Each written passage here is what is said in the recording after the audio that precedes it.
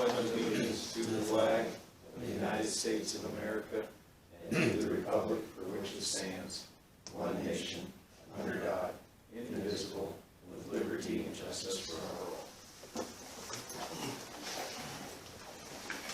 Good morning. It is Tuesday, June 15th, 2021.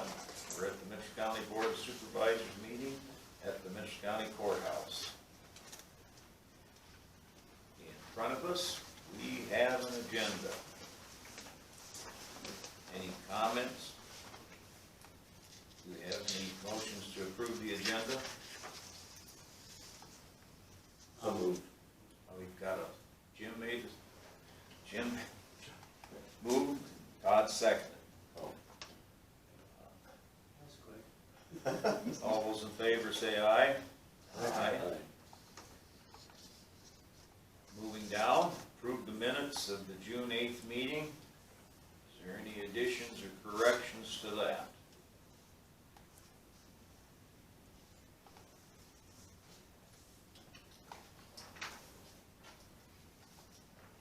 I'll make a motion at something. Mark's made a motion. I'll second it. Mike has seconded. Rachel? Any discussion? Roll call, Todd, Aye. Jim, Aye. Steve, Aye. Mike, Aye. Mark. Aye. That was approved. Moving down, county attorney, general discussion. Mark, are you out there? Yes, I am. Do you have anything for us today? I don't have anything for you unless you have some questions. Well, looks pretty quiet here, Mark, so thank you. I have one if you want to discuss. Oh, I had yeah, a Rich has one. landowner come in and was wondering about abandoning a road that's adjacent to his property. Can you move a little bit closer to a microphone? Yep. Thanks. So we had a landowner who was asking to abandon a road adjacent to their property. It's just off Golf Course Road. It's a stub from Kite Avenue, I think it is. They wanted to know what process we need to do. I know in the past, Mark, you've talked about if they pay for all the attorney fees or whatever, we'd abandon the road. I don't see a need for it, that we need to keep it. It's got county right-of-way according to the GIS. There's a right-of-way stretch there about, I don't know, a few hundred feet, and then from there to the river it stops. Then on the other side of the river it picks up with Kite Avenue again, but it's not, it's all wooded. So there is a, what he tells me is there's a fiber or cable somewhere in the right-of-way somewhere in there, but I don't know that would really matter if we abandon it. They could still probably have some sort of utility easement through there. But I didn't know what we should tell them. I don't think we need to keep the road. It's really serving us no purpose whatsoever, especially when it's abandoned to the river. It's just a stub. And so, just wondering how we should proceed or contact. Should we contact, or how do you want to handle that with procedure?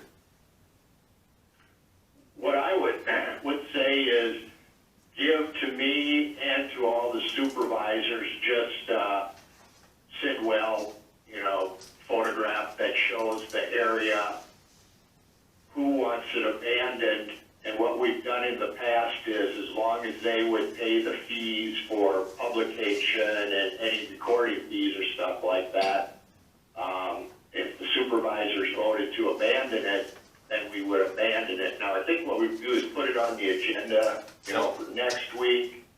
Then if you agree to abandon it, then I would have to do the paperwork, and I think we have to have a public hearing on that and some other things. It's been such a long time since we've abandoned anything, but Right. we start out with seeing if the supervisors want to do it, then we go the formal route of getting everything published, etc.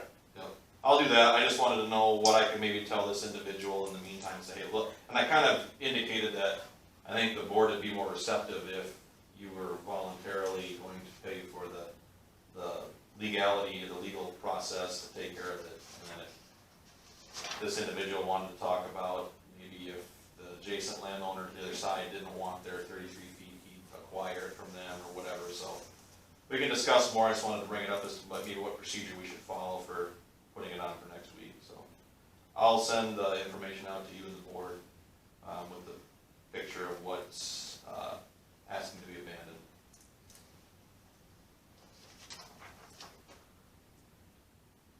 Okay, that sounds good. Is there anything else for Mark? Thank you, Mark. Yep.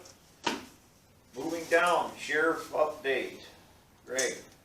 Other than our city celebrations will start this weekend in St. Ansgar, that's about all I have. Everything's status quo from last week, so we're in good shape over there. Okay. Any questions for Greg? Thank you, Greg. Moving down, county engineer update. So to follow up what Greg was saying, the city of St. Ansgar has asked if they could borrow some of our barricades. I told them they could use our trailer in St. Ansgar to help with their needs for the weekend, so hopefully that's okay. They're just gonna take the trailer and put barricades where they need them, and then they'll bring the trailer back to the shop. So we've allowed people in the past to borrow them. I didn't think another municipality would be a big deal, so that's gonna happen this weekend. Paving update, they should be putting concrete down on Foothill this morning. When I get done here, I'm gonna go take a look and see how things are moving, but should be getting about 5,000 feet a day, they're hoping, so we'll see. They've had some, I don't know, they've had some plant issues, but I think the same plant issues were happening up in Fillmore County when they were up there, so they're working out some bugs today, but if they get things moving, they'll try to do 5,000 feet a day, and they'll keep the landowners apprised of what's happening with their accesses. We have since dust controlled the mile to the west, north and south of the residents, because a lot of people are bypassing the detour. And so that should alleviate some of the issues there with dust. So that's on the paving, and then on the agenda is to appoint an ADA, what do you call it, representative contact for the county. What this is from the ADA coordinator is one of the requirements from the Title VI review we had. We did, the results of the Title VI review that we had, we meet the minimum requirements by the DOT. However, there are a lot of things we need to kind of catch up on. So a lot of things we need to kind of add to, it's not only secondary roads, it's every department in the county needs to address Title VI a little bit more, and that's education. So I guess as Title VI coordinator, I've got to try to coordinate a few meetings with department heads and kind of educate on what we need to put into our contracts and everything that we do with the public. So we'll do that. And on top of the ADA, or the Title VI coordinator, was that the county, to my knowledge, doesn't have an ADA coordinator. I don't believe anybody's ever been appointed for that. So it's up to the board to assign a coordinator for that position, and that person will then make sure that there's other responsibilities with the ADA coordinator as far as making sure that everything we do is compliant with the ADA acts, and then also have a ADA transition plan, which I don't know, includes any future endeavors and making sure that ADA is part of the plan and making things compliant. So it's kind of new to us to have to deal with, but I think once we get something established, it'll probably be just a matter of filling out reports every year. But until then, the public needs a contact person for Title VI discriminatory reporting. So we had Casey put that on the website. So now that we're compliant and that we have given the public a place to look for and report to the Title VI coordinator, which is myself. So if anybody in the public sees that there might be some discrimination, they fill out a form, they contact me, and then I forward it down to the DOT. Now the ADA coordinator, I think it's going to be a similar thing, where if somebody sees that there's an ADA issue, they'll report it to the coordinator, and then that'll get handed down to the proper channels to investigate. I'm not going to volunteer it openly, but I'm going to assume that because I'm already the Title VI coordinator, you guys will want me to be the ADA coordinator as well. Like the ADA coordinator is just for rural Mitchell County, correct? It's not cities? I'm gonna ask. We're gonna ask? We need a coordinator, we're part of the Mitchell County. Well, yeah, It's technically for the county, but as the coordinator, I think what was mentioned, and I don't know how involved the person gets, but one thing was mentioned was, as the coordinator for the county, and because everything's a public entity in the county, you can ask how the cities are addressing, how the schools are addressing ADA compliance, and I'm like, this is really, really getting out of the realm of secondary roads engineering, but it's not like you have to make sure they're complying per se, it's asking them that they're following the requirements of the ADA policies set forth by the federal government. So it's not the responsibility of the coordinator to make them comply, it's asking the question, are they complying? So as far as I know, it's not responsibility for every public entity in the county. It's just triggering everything. More of a trigger, and then, I don't know, I suppose that if somebody in a city had a complaint, I don't know if the city of Osage has an ADA coordinator or not, whether they would report to them or the county. It's confusing to me still even going through the process, but the public in general needs somebody to contact. So that's why the board needs to appoint somebody to be the coordinator. And then from there, we work through the reporting system and a transition plan, whatever it takes some more reading up on the transition plans to find out. I think some of the transition plan verbiage is, for each project that takes place in the county, we'll make sure that sidewalks are ADA compliant, or not that we have it so much, but in larger counties with some municipal type paving, that with their projects, they'll make sure that all sidewalks are ADA compliant, things like that. So depending on what kind of county you're in and the type of projects you're doing, it's just more of a compliance, or more of a one to report to in case somebody sees that there's an issue with ADA compliance. So I don't want the road department going through cities checking sidewalks. no, that's not the idea. That's not the idea. So- It's not enforcement. It's not enforcement. No, it's not enforcement. It's just having a contact for now, and then writing a report for the end of the year saying, hey, maybe it's a report saying we didn't get any complaints this year, but here's projects that are coming up that may need ADA compliance. Just I don't know. We haven't done it yet, but just a contact for now. And Have you checked with MAGA? Did they have anything to help you with that? no, I haven't. But It seems like it's something up their alley.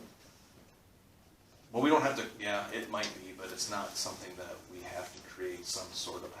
It's really. I need to go back and review what because there's an IM in the DOT's in our IMs for secondary roads and the engineer stuff that tells us how, because a lot of this stuff boils down to secondary roads and county engineering, but it also applies to every other department in the county. It's just that because secondary roads gets a lot of federal funding, the DOT, the Department of Justice, everybody else wants to make sure that we're complying with federal regulations. And even though the courthouse may see federal funding,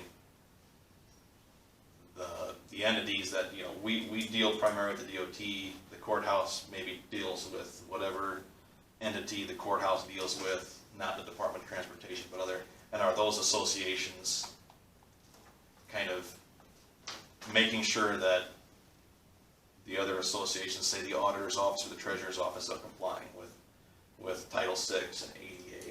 It started out as engineering secondary roads because they perceive to get a lot more federal money, and then the other entities are kind of, it's a requirement whether we get federal funding or not, but for some reason it's been a kind of a hot topic that everybody comply, and not to say that we shouldn't be complying, but it's come to the forefront now, and so we're trying to catch up with where we need to be with compliance. You asked other engineers who does it in their counties, or is it all over the board? It's a mix. It's auditor's office, it's engineers, it's, I don't know, HR departments. Once you get this established, how much time do you think it's gonna take to? I don't know for sure. It really, Send in St. Ansgar information as far as what you talked about, is it just send an email, say, Yeah, it's here's not a really, reminder, or? I, she had mentioned something like that, and I questioned when we were in our review, like, we're gonna go start questioning other entities about their ADA compliance when it's not really the responsibility of the county to cover it. Yeah. But my guess is if somebody were to go to a school and complain that it's not ADA compliant, they wouldn't know where to go. So I would guess that they would bring it to my attention, or, sorry, the ADA coordinator's attention, and then they would report it to the DOT, and I don't know from the DOT whether it would go to a different department or not, but if they've got, the DOT has their whole, Title VI department, to deal with it, so. I don't fully understand the whole process myself, even after going through the review, but I know there's things we need to do to become more compliant. So this is just one step. We don't have to send a report back to Title VI saying, here's what we're doing. The report came back and said, here's a summary of things we want you to do. And maybe in 5 years they come and do another audit, and we'll at least want to have progress made on some of the requirements. So we can do it, it's just that it's going to take some time to establish it. Once it's established, it's probably a matter of taking the report from the previous year and changing a few words and sending it out. And maybe it's not as big as a deal as everybody thinks, but just another thing to look at and get established and get moving. And once it's going, it probably takes care of itself pretty easily. Is this something your staff could also help you with as far as doing some of this? Yeah. Okay. Right now, I'm having Melissa try to take care of a lot of this Title VI stuff. She's been working with Casey on getting stuff on the internet. She can reach out to the other counties that have the same, well, every county has to have this, so she can get information and we can work through a transition plan and just get examples from other counties and what's going on, so we'll have other staff to help. So Rich, you would be happy with being appointed the ADA? Happy, no, but I'll, I guess with Melissa's help, you would. I will not argue that. If you guys wanna appoint me as coordinator, that's fine. It just kinda You makes know the sense. most about it right I was now, gonna I say, know it that. makes the most sense right now because of Yeah. where we're at with Title VI and going through the review, so. Okay, any other discussion on this? We can always review it down It's- the road if yeah. it gets to be a handful and. Yeah. I think the handful is at the beginning when you're trying to get everything moving, and then once you got it established, it's probably not a big deal. Like say a new restaurant would open in Osage, would you have to go there and make sure it's ADA compliant, or no? That's not part of it. No. It specifically deals with Complaints of. county, public buildings, public, you know, a restaurant's a private industry. If Yep. it's something to do with the public and owned by the public, then it's a little different. Like schools, yeah. Keith, go ahead. Does the State House have an ADA office that the towns can get information from? I can get you some information on that. Okay, it's a federal entity, isn't it? But they certainly must have a state Oh, yeah, office. they're gonna have. And NIACOG might deal with it, I don't know, I'd have to ask, because we use NIACOG. So we're at it. And we'll do what we want.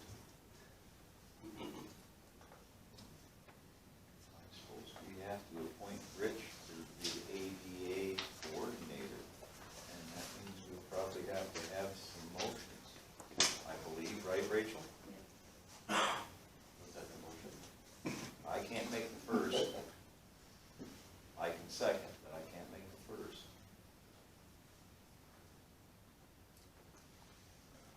I'll move move. Go ahead.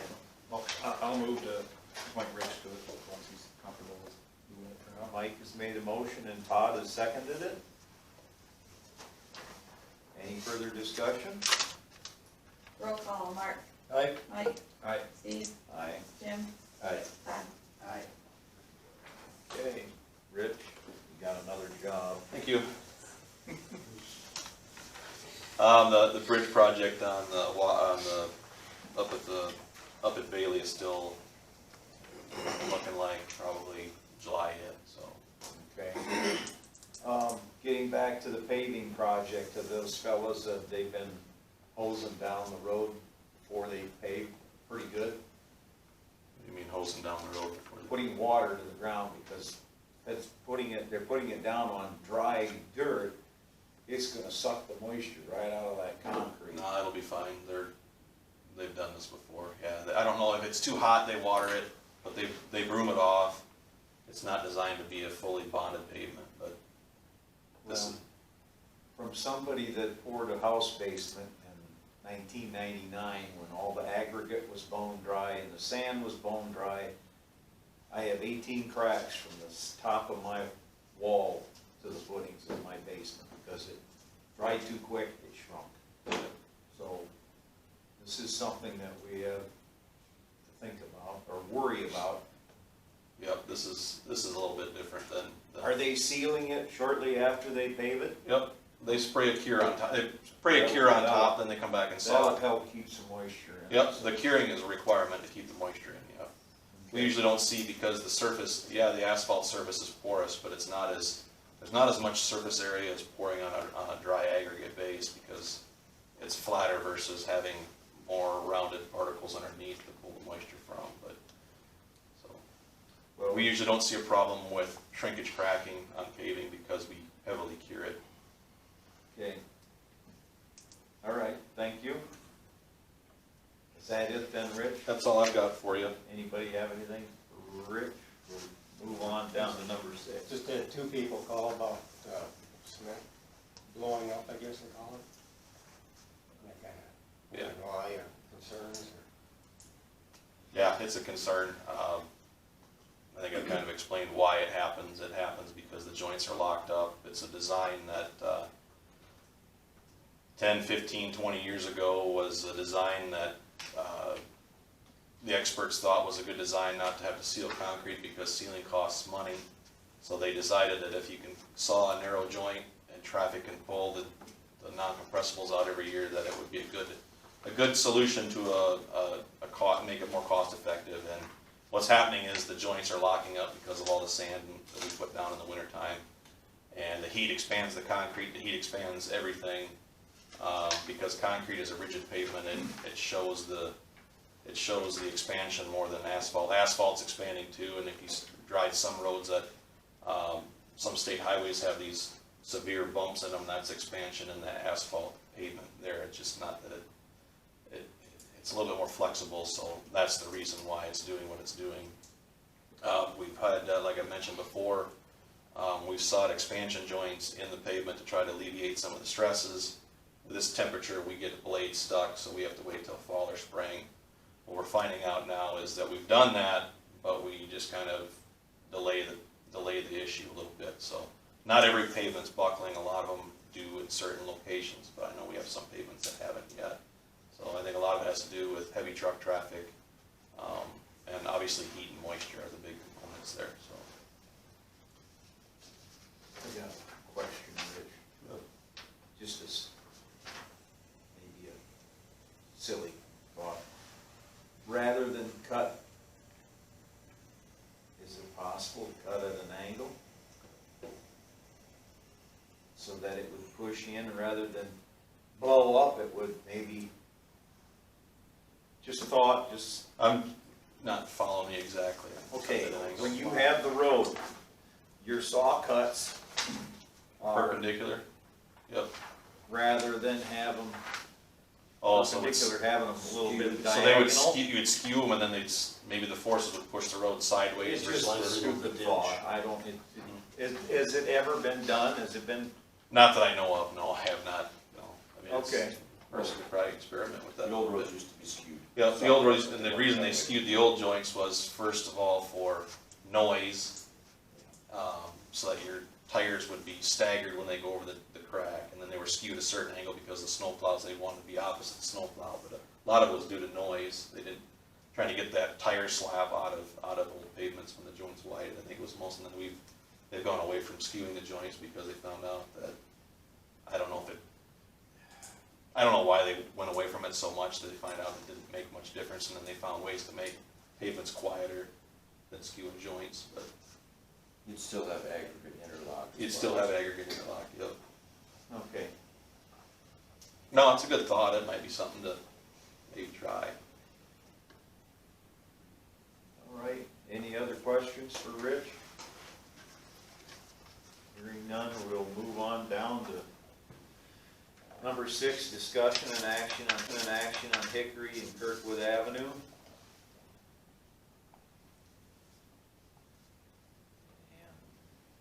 Mike, I guess I'll let you have the floor on that. Well, I don't know, I think we kind of decided to go 22 foot, because that's the normal road in Mitchell County. The last time we discussed this a couple weeks ago, I think the go-ahead was, we're gonna purchase right of way, we're gonna put a 22-foot service on with 4-foot shoulders. I think that's, and then what we're gonna try to do, I think, is we're gonna try to keep, what I wanna talk to WHKS about is keep the existing macadam base, and if we have to widen it a little bit for the shoulder, we can do that without doing a whole lot of other dirt work. Try to keep the existing flow line of the ditches where they're at, so we aren't changing cross culverts or driveway culverts as much. I think even if we buy the right of way, the culverts that are in existing driveways might be able to stay in their regular position because we're not changing the flow line of the ditches.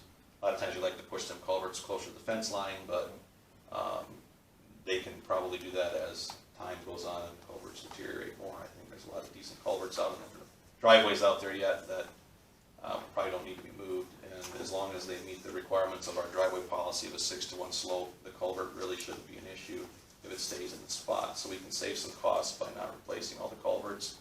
Probably a little less dirt work. The dirt that we use after we purchase right away can be used to help widen the shoulders, and a lot of it could be black dirt, which we could use as the topsoil for finishing off as required by DNR requirements when we strip and do dirt work, I guess. Sounds like. Any comments, I guess? But if you keep the same flow line, why would you need a right way? We still need to fit the 3-to-1 side slopes in that we gotta can't make fit. it legal. I don't think the side slopes there aren't 3-to-1 right now. And so we need the proper clear zone. We do the 22-foot roads, we don't have to go by that 7-foot, do we? We talked about it earlier. That We could wasn't reevaluate that for as far as the right of way goes. Yeah, I mean, I was thinking that's quite a bit, but I think We can that might- evaluate that a little bit more. Keep that at a minimum of whatever we need. Because we are widening the actual shoulders, so we are pushing the road wider than what the original footprint is. I think that was a discussion originally a long time ago, was to see what WHKS could come up with in order to purchase the least amount of right of way Right. and make the project work. Yep, and I think that they had come back and found that, I'd have to look again at what we talked about, but it seemed as though that without, I think there was some, I should have Scott here, but without design exceptions, it couldn't fit the back slopes properly without a little bit extra right of way. We can probably, we can see if we can minimize the right of way purchase a little bit, but you know, all the other roads are 100-foot right of way, this is 66, adding 7 feet still doesn't get us to 100 feet of right of way either, so. But we can look at trying to minimize these things. What we need is a direction on what you guys really want. I mean, we can, I just don't think that we can go over the top of what's there and make it wide enough for what the public needs for the bigger equipment, trying to widen shoulders. But if we widen shoulders, we can save money by doing a 22-foot top, whatever pavement we decide to go with. It's a matter of having that extra shoulder width to help with the larger traffic. And by widening the shoulders, that pushes us out to the right of way and kind of keeps our side slopes. We need to keep them in compliance. Basically, you go under the recommendations of WHKS then. Well, we're going to modify, you know, what WHKS had done initially was we had a lot of dirt work because we were changing flow lines and ditch grades to probably help the drainage out there, but what we're looking at is we don't really have a drainage problem per se out there. We just need to make things a little bit more consistent. So, and we can keep the existing, the change in the profile was just to try to make things a little bit better for ride purposes, but I don't know if the road ride's bad enough that we really need to change a whole lot of longitudinal curvature in the road to eliminate some of the fills that we were talking about having before. So we can change some things, and we can definitely look and see how much right of way, if we can reduce the amount of right of way, we can certainly do that. But I think what we want to try to do is utilize the existing macadam base that's there, and even if most of the macadam base will be under the new paved road, but we want to make a little bit more wider base for the shoulders after we get done widening. we try to utilize what's there already. Sounds like a plan. Sounds like a good plan. All right, well, we're gonna get moving on that, then I contacted them a couple weeks ago, so they're reviewing what they've got. Just keep in mind that there are contracts that need to be signed from the previous work done, and that isn't gonna change, the work's been done, and maybe that can kind of be molded into what we're still working with yet, so. Okay. So we're gonna move ahead, 22-foot wide road, 4-foot shoulders, minimize the right of way, purchase that we need to if we can, keep the existing ditch profile where we can keep it, to try to keep the amount of culvert work to a minimum. Sound right? Get some dirt work done this summer yet, you think? Not without, well, the dirt work that would need to be done would have to be under contract. It's gonna take some time to acquire the right of way, and we don't wanna, when we acquire the right of way, we wanna keep the crops where they're at, so we wouldn't do anything until after crop is out, but we still have to have the project let before that happens. The good thing about this plan is that any dirt work wouldn't necessarily be under the paved surface, so settling would be less of an issue with the pavement. It'd be more of a, if there is settlement, it'd be a shoulder settlement versus a pavement settlement, so we can kind of eliminate some of those concerns. Okay. So, is this the action that we need to do then, Rachel? We do not You need don't- motions to this, do we? I don't think there's any motions, it's a matter of, I just put it on the agenda. tell me what you want to design for, we're gonna design it for that, so. When the word action is on there, that sounds like we're looking for motions, so. So if we're happy with. If you're happy with that design cross-section, then that's the cross-section that we're gonna take off from. Consensus of the board? Yes. Good, Okay, good. let's get these projects done. Sounds like we're happy. Let's do her. Any more discussion on Hickory and Kirkwood? Hearing none? Thank you, Rich. Welcome. We'll move down to approve the tax abatement, and I will let Shannon describe this. Okay, so what you guys all have is this form. I'm just requesting that we abate the taxes and take them off. It's a building on leased land. So that is, another person owns the land, and this is a building that was on it. We have them out at the airport, and usually it's like mobile homes. This was a mobile home that was on someone else's land, so she was taxed $78 a half. The trailer burned down a year ago. She's moved out of state, we can't reach her. It's only $78, and I can't take it off the tax sale without you guys abating it. And our tax sale will be Monday, and we really can't sell taxes on something that doesn't exist. So I'm just asking you to abate it so I can get it off the tax sale, so that someone doesn't inadvertently buy it and then they're buying it here. It's not a lot, that's right. It's essentially be the $78 because the penalties and costs are just, until we receive over because it doesn't exist. Any other discussion? So something that ain't there, I guess. And by code, the board of supervisors is the only ones that, and we tell people all that, if anybody ever asks you, we have people that get really upset about their late fees if they we go by postmark. If they postmark and it's the day late, they get a late fee no matter who they are, even if they paid on time for years, and people ask us to write off the penalty, and my standard response is, you want your penalty written off or anything written off, you have to come to this board of supervisors and do a formal request, because my office cannot adjust taxes for anybody for any reason. So that's why I have to have your formal approval for you guys. Okay, well, we have the information here. Do we have any motions to abate the fee of, looks like $86? 78, the penalty and the costs really aren't, you don't abate that because that's just tacked on to taxes. $78 abatement for Nancy Jane Gilman.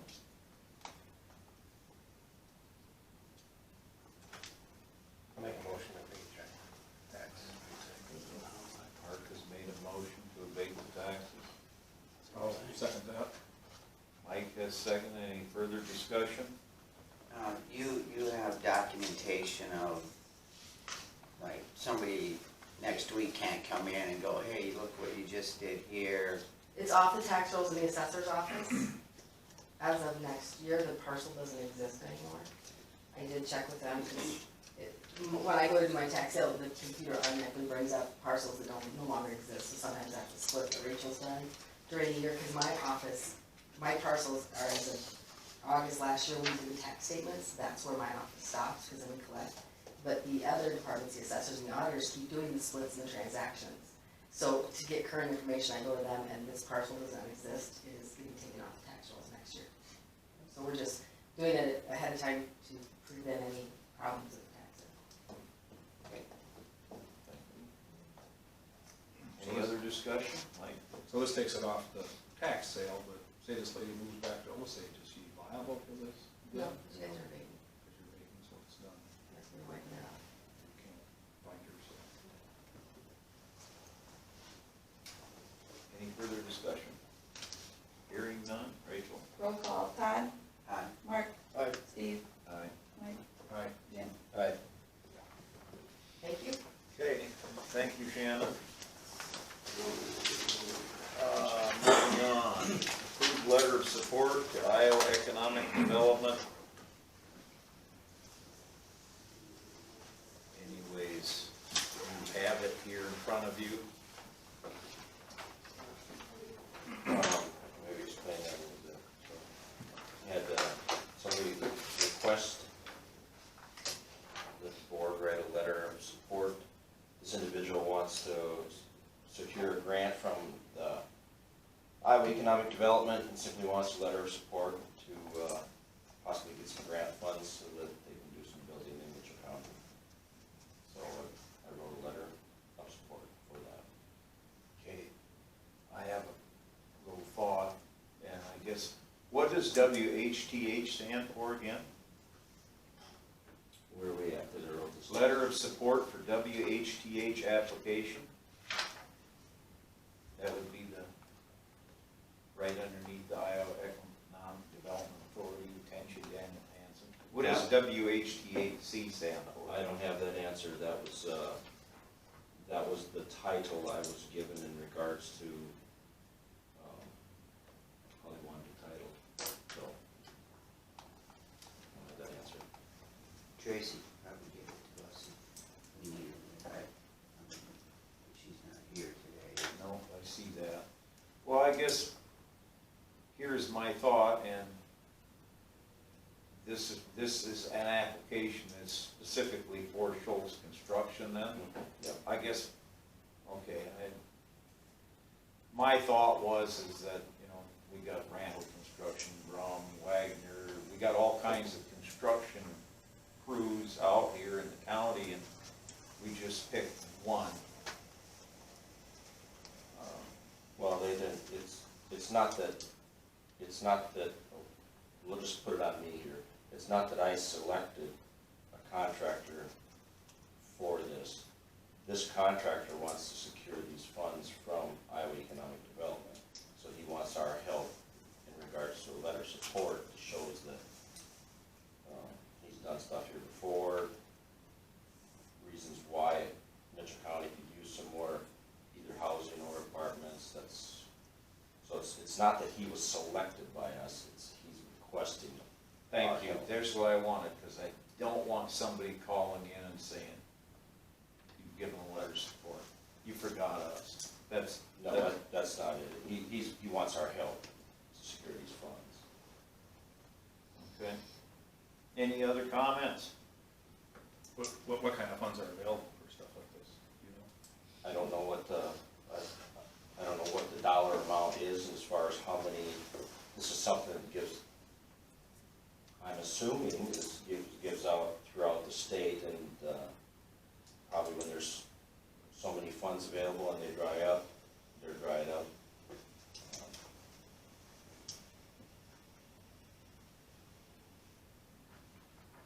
This isn't a big deal. I mean, this is just, he's not requiring any money from us. This is just trying to pull some money into Mitchell County to do things in Mitchell County.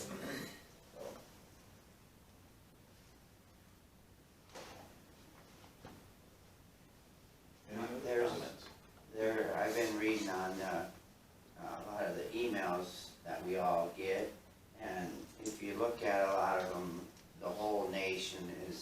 housing shortage. And I think I just look at it as Shoals Construction is trying to be proactive, and if there's funding out there for any of construction companies, that maybe they see that we're trying to move forward with housing, that if there's money available, that, well, it looks like Mitchell County could use some, because they're looking for people to move in and take our jobs and everything. I don't think it's specifically for, by any means, Schultz Construction. It's just trying to be proactive to maybe get our name out there, that we could use some help for housing and stuff. Because if you talk to any realtor, you know, everybody's, don't have many houses on the market, and not saying that we'd get any more than anybody else or even get it, but it's just maybe trying to be proactive. So this is a contractor asking for it. Why doesn't Mitchell County's Economic Development Board apply for stuff like this? Are they doing this too? Yeah. There's other letters of support throughout the whole county that's trying to help him with this. This isn't just one letter. Yeah. But I mean, the board as a whole, why don't they try to, can't they apply or not? They may have wrote a letter up like this too. I don't know. I don't know who all was. Well, the economic development I guess you're on won't, won't get any money anyway. But It are goes they through writing the- a letter out like this? What's that? Are they providing a letter to I have Daniel not, Hansen? I have not seen one, but again, the county supervisors are the one that gets the money to hand out. See what I'm saying? Economic development, they could probably send a letter out, but I'm guessing the state, if there is funding, it won't go directly to the economic development, it'll come to the county. Well, it'll probably, no, he's applying it, that Schultz will apply to the state, it won't come to the county. This, we're getting confused here a little bit. Yeah. Schultz wants to secure a grant for some money so he can build some homes. It's not coming to Mitchell County, it's not coming to economic development. He is going to be the person that receives grant money so he can do what he wants to do with it. Correct, there's exact, that's the way you wanna say it. Now, if economic development applies for some grants for something, that's a completely different thing than this, and that's, Yeah. I don't even know how to describe it because I don't know what that scenario would be. Right. This has nothing to do with that. Right, but that's what I'm saying, if this is available, maybe our Economic Development Board should apply for something like this. You know, too, if it's out there, you know? Well, I don't know the legalities of it They as far as wouldn't if they apply can to hold it, but that. they would send a letter like this, Like, they wouldn't apply for it. No, this is between Schultz and the state. right, What he's asking for here is our giving the yes, to say so, pushing or helping him to, He just wants Iowa Economic Development to know that he exists, that he's built houses in the past, that Mitchell County has a number of businesses in the county that, and those are the businesses I put down there that I know have said that they have trouble with people finding houses. If some of those businesses want to expand, there's no houses for people to live in this county. So we have a problem with people coming here for a business expansion because there's no place for them to live. Those are examples so that it shows there's a need in Mitchell County for housing and apartments. all this letter is our support. Yep, that's it. So do we have any motions? I'll move to approve the letter of support for Schultz Construction to Iowa Economic Development Authority. Jim has made a motion, do we have a second?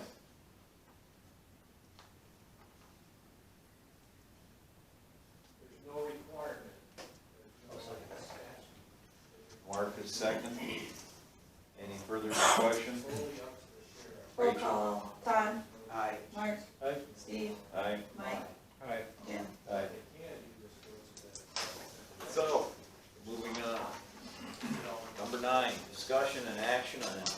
comp time policy. And I guess, Rachel, I'm gonna have to let you, The question came up, there were some employees that have quite a bit of comp time. So that had us look into what our current handbook states. And it's a little vague, basically stating you could accrue up to 40 hours, potentially 80 hours. And that the comp time could be rolled over into the next fiscal year with specific department head approval. I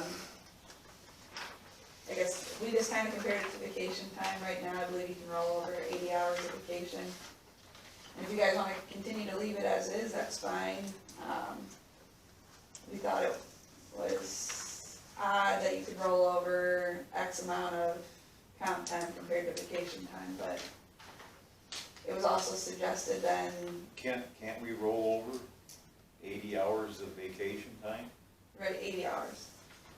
But- There's over 100 hours and 200 hours for specific employees that have comp time right now. Really? I didn't know that. Yeah, so that's kind of where the question came up. I What guess. departments get that?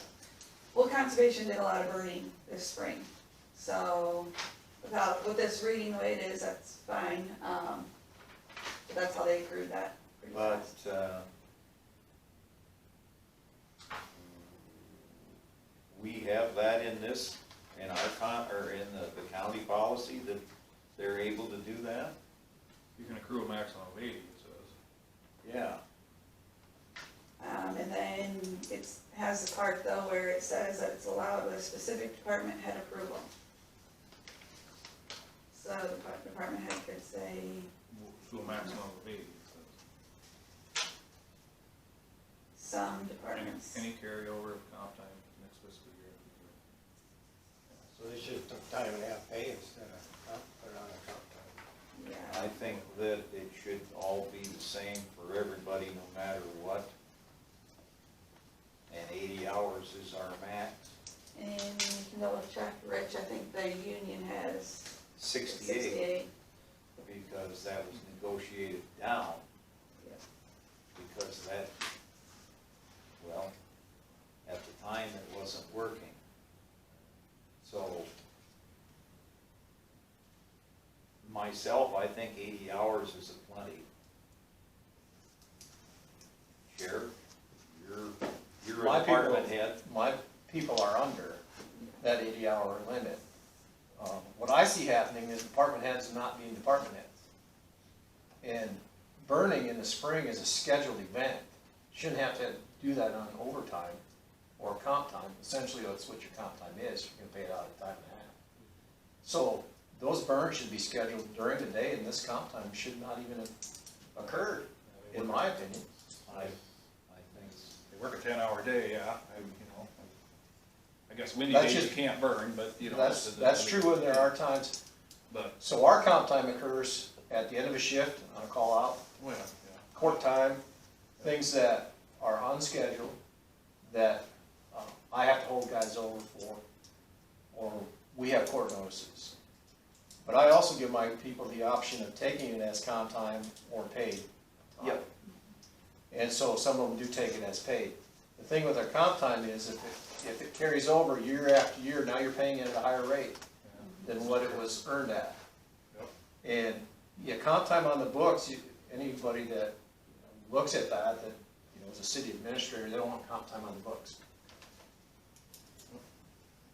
There are times, however, coming off of a COVID-19 year, where I'm not gonna force my people to take their vacation in or comp time and sit at home, because they couldn't go anywhere. So it's kind of a unique situation coming off of 2020 and the comp time that now appears on our books, but if they're scheduling these burns and it creates comp time, that's a department head issue, in my opinion. well, again, if the policy is 80 hours and you work overtime, you get paid for it, period, that's that. You've got your 80 hours maxed, written, it's maxed. If you work overtime, it's automatically paid, that's the way it should be. If you're up to the 80 hours. That's the way the county was. So I I have a little different thought, but it's not contrary to what anybody's saying, and I agree with the sheriff as far as what he said, that if you have this 200 hours of comp time, you're getting paid more when you collect it as compared to when you earned it, and that's not the right way to do it. Another way to think of it is not actually maybe designate 60 hours, 80 hours, whatever, as far as the max is. It is left up to the department head to assign that number if they want, but what we decide is that it's put in here, it gets paid out the first pay period in June, so that it's wiped out to 0. So if the sheriff wants, or Rich wants to have his employees collect 100 hours of comp time, it doesn't make any difference. It's a scheduling conflict for them because their people are gonna be gone towards the end of May. But as far as money-wise, it doesn't make any difference to us because it's just overtime that was earned. They're gonna get paid out automatically in June for the But you're overtime talking that they going made. clear back to 0. Zeroed out in June. Secondary roads, they go till November, don't they? Yeah, because of the way the comp is earned, if we're through winter time, there's no set vacation, so we've extended it to kind of rotate through. Otherwise, if we set it up in June all the time, we had from spring until, we had that short window where people were trying to use vacation and comp time up, and nobody was around, so the thought was extend it till November, which is the potential start of new comp time, but gives a bigger window to take time off instead of trying to squeeze it all in the summer. If you can get it pushed out a little bit further, it seemed to work better. People are staggering their vacations and their time off a little bit more instead of, you get into June and everybody's gonna be gone because they gotta use it up before June. That's why it was switched to November, pushed out to later in the season. And then it could be dropped down, and then November, December is when potential snow can kick back in the overtime again, so.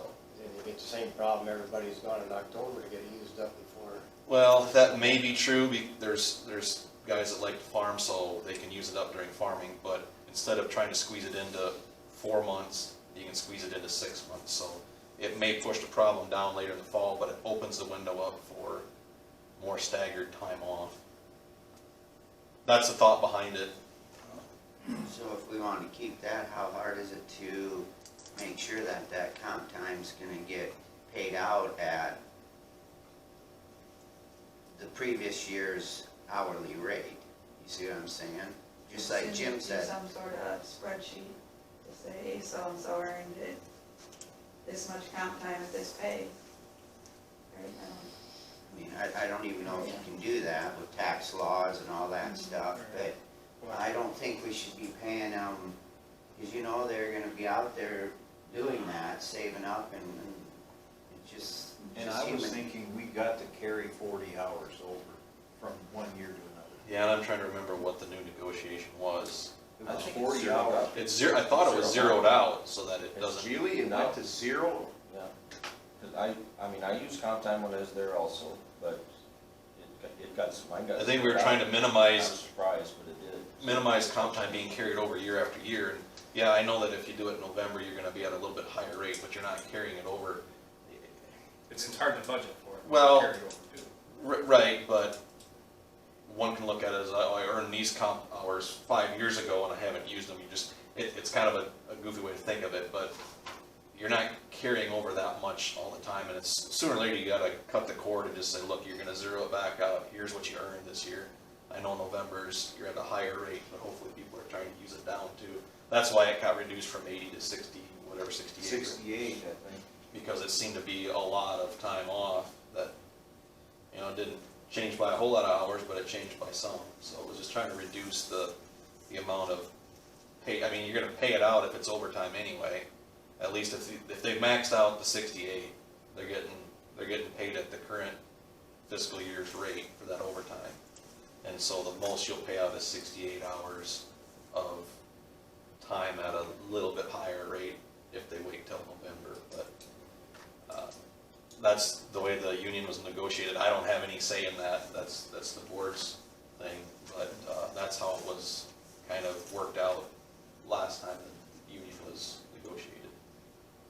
I think the key thing is though to zero it out, so Yeah. we're starting fresh all the time. There's no reason why we're gonna carry $200. If you never zero it out, Basically, that's just your saving for when you retire, and pretty much, you're just guessing here, you're gonna take the whole summer off before you retire, and you're gonna get paid a pretty good rate, because you earned it 10 years ago, and you're getting a lot more money for it when you take it, so no, I think it needs to be zeroed out. Yeah, I think that's kind of what the handbook says, I think we need to follow the handbook, right?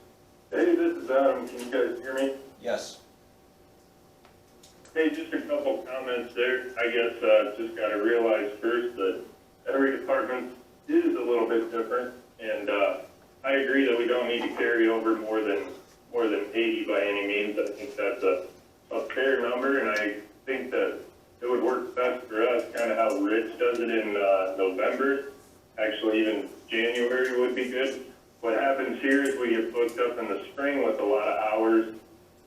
There's not really a way to predict it or schedule it because those burns and plantings come in, all the way up till they're due. So from January all the way through June, we get requests for that, and we have to play the weather and try to service those as best we can as the time comes in. So we might work 100 and some hours one week, and then a normal week the next week, and then be, back on top of it. And when it comes to parks and trails and things like that, the springtime is extremely busy for us. So people can't take downtime, they can't take vacation time very much between, the time the snow melts and 4th of July. That's just not an advantageous time for us to do that. So it would work. We could easily do the 80. I think we have a backlog right now with a few guys, but we can easily do the 80 at like a January timeframe rather than the fiscal year. I think that would work just fine. And then the other loop that we have here that kind of throws things off is that we have those 4 10-hour days, which works great, but previous boards have required the employees to make up the lunch hours for that time because there's not a scheduled half hour in there. So there's another additional 100 hours, 105 hours or something like that, that they can essentially put count time towards making those up. It's kind of a different thing, but that's one thing our department deals with. So what comes into the auditor may not reflect those lunch hours, so there's some discrepancy there. And I think talking with our office manager, we have some discrepancy with the count hours just in general from what we have on the books to what they have on the books. So something we need to sit down and look at here, but I have 116 now, one employee that I was told has 200, so that could be a little bit of a mistake there, but those are kind of things I'm bringing up, so. So you guys don't get a dinner break?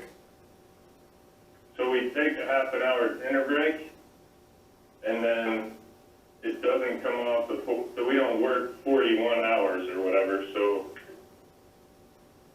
15 years ago or something, a board member made a rule that we have to make up our lunch hours, so that'd be 2 hours a week if you add it up, and then times 52. See, by law, you have to have a dinner. because I'm not understanding that either, Adam, what that's about, I'm not following that, I'm sorry, but. Yeah, I might have to dig into the minutes and show you guys what it was, but, this was under Milt's administration when this happened, and so they worked exactly 40 hours, and one board member ran a business and said, we don't pay our employees for lunch, you need to take a break for that lunchtime, and instead of cutting the day shorter or longer or whatever, they ended up just working an extra hour, say it's on Mondays for us at some time during the year, basically took away from overtime down the road. Whether that's legal or not, I'm not sure, but that's the way things have been done here for a very long time. What hours do you work? You work 7 to 5:30 or what? 7 to 5, That's 10 hours, right? 10 hours. So where's your lunch I do break that 4 then? days a week. Right, so where's your lunch break come in at then? They take lunch at noon, and then throughout the year, sometime we track their hours so that they make up that other 105 or whatever it is hours. That sounds really goofy. Sorry. It's also illegal, I believe. That sounds good. Yeah, I agree. Everybody has to have a lunch. It's by law, you have 10 to, hours and you have to you have to have that. That break, yeah. They do take the break, like I said, they have to make that But it time has up. to be legally on the time card. We may need to look that over. Because we had discrepancies with that at the county years ago. We couldn't work through dinner. Right. You don't get paid dinner breaks, do you? No. So you getting paid dinner breaks? What, Your well, people? no, they're doing it differently. They make I it don't up understand later that. on. Make it up later on? Come off their comp time or what? I haven't followed it. Yeah. Figure that out. Yeah. It might be something where a couple of you want to join us for our next meeting, I can put that on the agenda and kind of hash through that. I'll talk to the county attorney, but basically they're making the lunch hour up later. What's happening?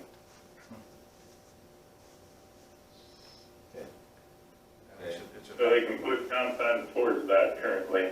But So if you're they all go 100 right, hours and they have 100 hours, they can but essentially, you would be all right with 80 hours. yeah.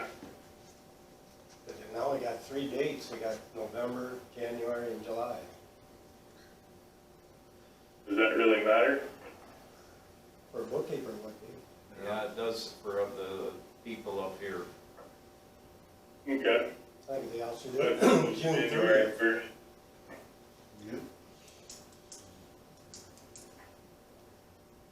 Well, I'm sure your slow time is winter too, and that's when they could use their comp time. Correct. So, I see his point, I see Rich's point also, that Yeah.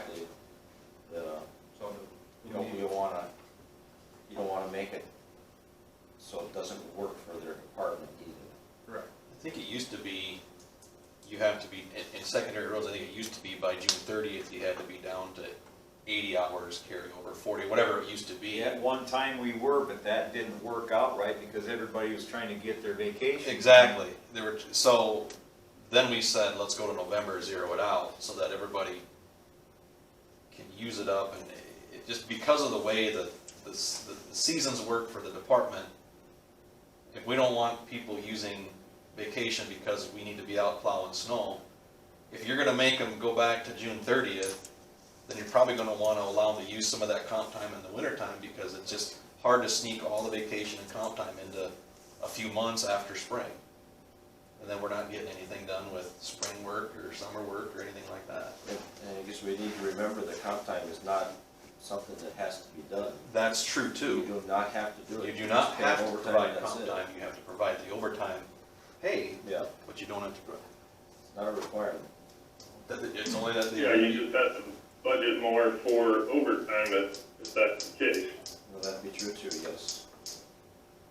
I budget for overtime, I don't care if it's used as comp time or Pay not, it's the overtime same is dollar. allowed count. Well, then that's true too. When I put in our time, I estimate what I think overtime's gonna be for the year, knowing that they probably accrue that, it might not be used that year, but you still put it in there as, here's what I perceive overtime to be, and this is, it's a crapshoot to find out how many hours it is, but at least you kind of budgeted for it, and if it goes over the next year, you're talking not a whole lot of dollars to pay out in November versus June, but, if you can just, it's just the way the seasons work, I guess, and that's the tough part. But like you said, it's not, No matter what day you pick, it's always a crunch time to get it used up. Because they're earning more vacation every year. right, but if you're gonna go from springtime to fall time, you've got a wider gap that people can schedule vacations before. If you go and you shut it off at June 30th, then that, for argument's sake, June through November could be a good time to be using that time for time off, but they don't have any because we required them to use it all up by June. And so now, yeah, they still have vacation time they can use, so,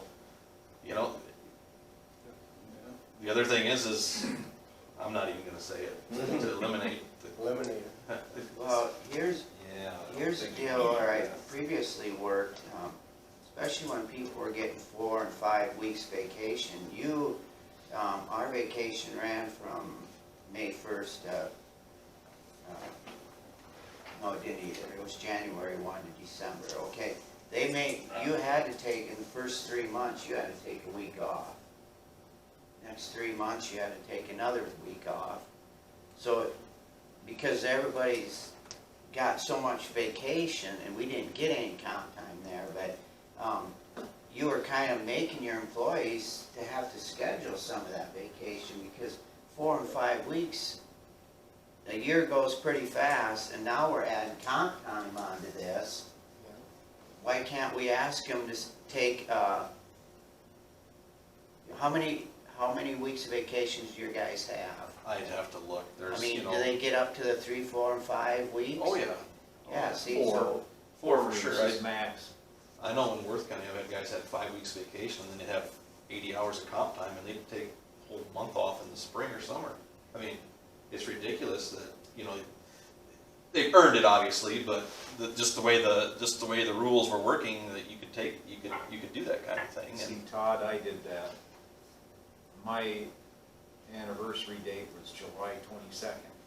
So I keep all my vacation. Best time to be gone is when it's hot. well, in vacation Tail end time of for us June all works, the way to July 22nd, I was not at the county. vacation works on the anniversary date of when you were hired here, so it's not set okay, on a so not certain everybody's on the same. right on I- the same I see. rotation. But I think we should kind of make them take a week off at a certain point, at so many months or something. It's gonna be difficult in secondary roads if Yeah, you I do that don't- in the winter time or whatever, I mean, that's. I don't agree to that. Our issue isn't with vacation here today, it is the comp time. And, If you guys wanna pick a day like November, December, that's fine, but are you okay then paying out the pay that they're currently at versus the previous pay? Like, I'm okay with switching the date, Well, but it might be a nightmare trying to keep everyone's comp time I at think you're gonna have to pay them what what they earn, current, right? but, well, I mean, if you follow the guidelines too, don't let it get to 80, and then you won't have as much of a problem. You got people with hundreds of hours, follow this. Can we ask Adam and Rich what would be a good date for both of them? well, Table this and let them discuss it a little bit and then bring it back up, or? Keep in mind, the union agreement is with you guys, not Gonna me, say- but we can have that discussion about what would work better. that's set in stone for Rich. You may wanna talk to Renee. And I think Adam is talking that he would like January, right, Adam? You there? Yeah, that would probably work best. And when we're good for Rich, January. Well, what I'm saying is, it is possible maybe we could let Adam's Conservation Department have January, Rich have November. You wanna help with the bookkeeping? It's always worked, I guess, I don't know where the wedge is now. I know that, Or if you say, you pick dates for each of them, but then just leave it at the pay rate that they have. That'd be a nightmare. Well, like the current pay rate, so you get your raise in July. Whatever your pay is at the time that it needs to be, you're clearing out your comp time, just have it at that pay. Give us the they would be dates, paid at their previous or the current. the current, So you're saying when our guys use up theirs in November, they get paid for their, whatever they're Previous making in, fiscal year? no, whatever they're making in that November. oh, yeah, that's how it is now. Yeah. That's how it is. Versus where we put the pay rate, the comp time is And let's just say, I don't know, for argument's sake, what was the minimum increase? Was it like 50 cents an hour or whatever? 55 cents. So let's just use 50 cents, and you got 100 hours, you're talking $50, is it different? It isn't a lot. At one time, interest was good enough where it picked it up, but now it's not.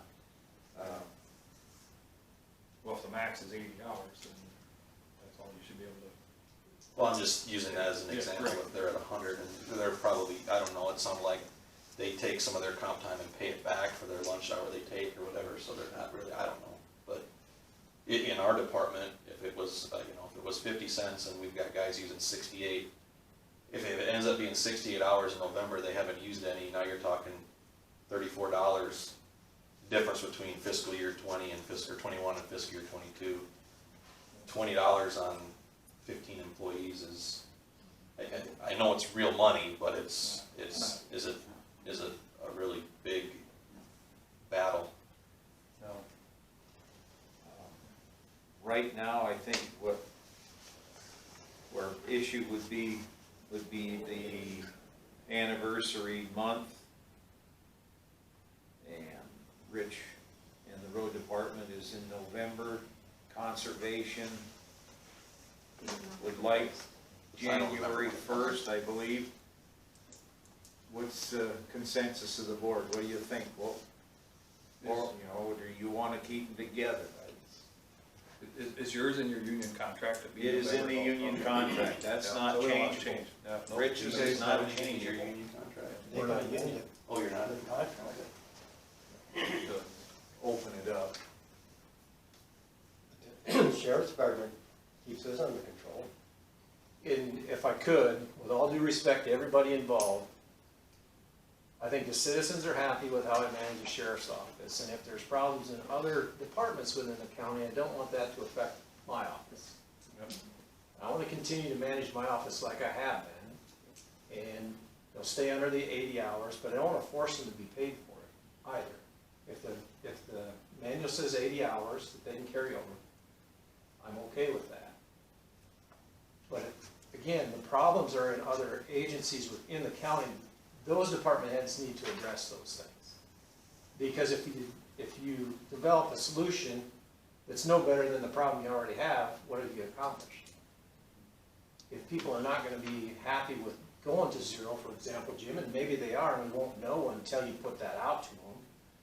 Or Adam's gotta figure out, these folks that are building comp time over lunch break, that doesn't sound like it's correct. So those guys can get those things figured out, but from my standpoint, my department, and the citizens I serve, I'm gonna manage it the way I've been managing it.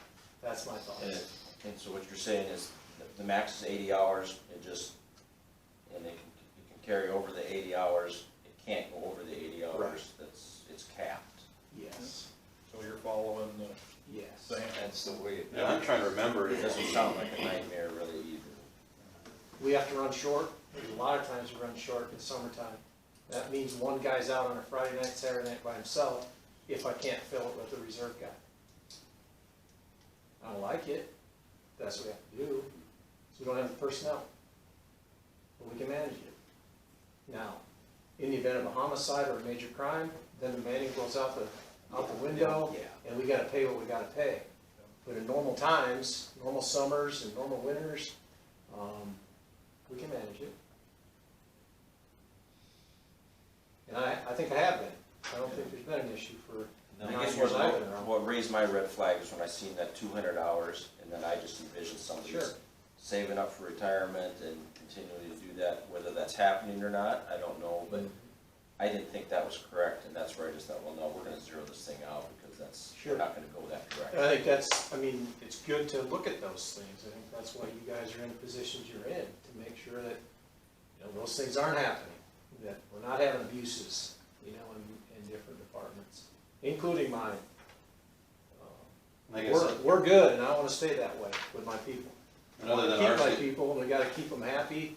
You do that by having a good work environment, we've talked about this before, and paying them well. And you guys have always supported me for that, so I wanna continue to go down that road and manage the way I've been managing. and other than ours getting paid out a little bit higher if it's carried over because of the way the seasons work, we actually dropped the accrual and then required it being paid out because it was getting drug out too much. So I think we've changed some things off, not we, I mean the board, because you guys do the negotiations, that's worked out pretty well. I think it's reduced some of that stresses a little bit, but there's always more that can be done.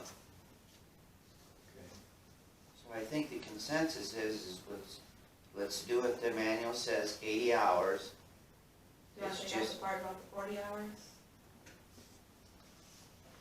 And just make it clean, so it's just 80 hours? Correct, and then we just, what we need to do is figure out when it gets paid out, when they zero out. And sheriff's department, that's good. Yep. So we just need to work with the conservation and the road and figure the date would work best. Well, again, you ain't changing nothing with the road department, it's by contract. Unless you wanna renegotiate the contract, which is always something you can do. But you gotta get all You have boards. to open the contract up. And how do you guys feel with November? Just leaving it the same? Well, I think if it ain't broke, don't fix it, you know? Well, as the sheriff said, he doesn't, and I will somewhat agree with this, I'm apt to change my mind when I hear something differently. He doesn't really feel that maybe zeroing it out is the requirement, it's just you have the cap so that it never gets to a certain point.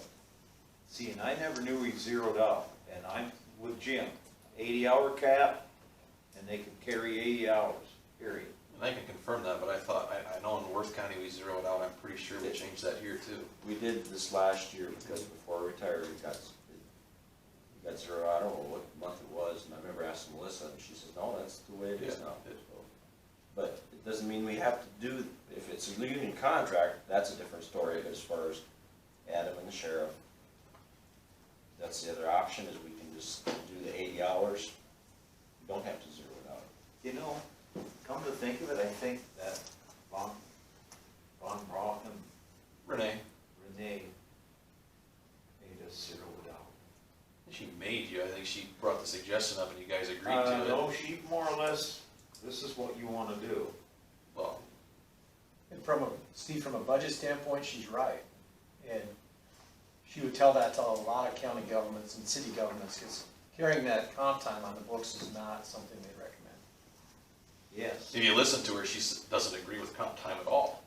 But No, she doesn't. But the reality of things are that our people are working a lot of hours.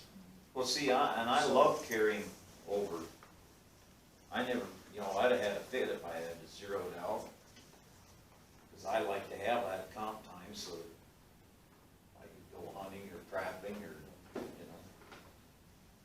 what I want. That was my comp time, was that playtime. So what are our options? Can you guys hear me? Yes. This is Laura with Public Health. So we top ours out at 40. I kind of watch throughout the whole year and make my staff use that up. And like Greg Beaver said, sometimes you have to go short to use it up. Because if you don't tap it out or make them use it, you're going to be in this situation. And so if you just, I don't know, I just feel that there has to be some guideline there. Otherwise, people are going to take advantage. Well, 80 hours isn't bad, but when it's 200, that's not a good thing. So what if you have it read how it is, on that first page, you switch it from 40 hours to 80 hours, and you take off the whole last part where it says, however, all comp time needs to be paid out by June 30th of each fiscal year, and then any carryover, that sentence. Take all that out and just have it max out at 80. Max at 80 and carry over at 80. You can just always have it maxed out at 80. And that won't be a nightmare for you then? As long as it's, no, because then you don't have any deadline that you have to use it by. Have different departments. That could be our guideline, and then if the department heads want to have something different on their own, then they can, that, it says in here, go to the department head, so, am I correct that a department head could? Adam, do you understand then what we're saying? Then you would be able to carry 80 over all the time? But that'd be it? Yep, I think we can handle that. All right. So my next question, for the people that are over 80 currently, They're gonna have to get paid. when do you want, do you want to give them time, since it's like, I don't know, 2 weeks? Or, well, really, they get paid next week, do you want them to have to be paid out, or do you want to give them I don't know, till the end of the year or something to get down to 80. Sounds like just some two people.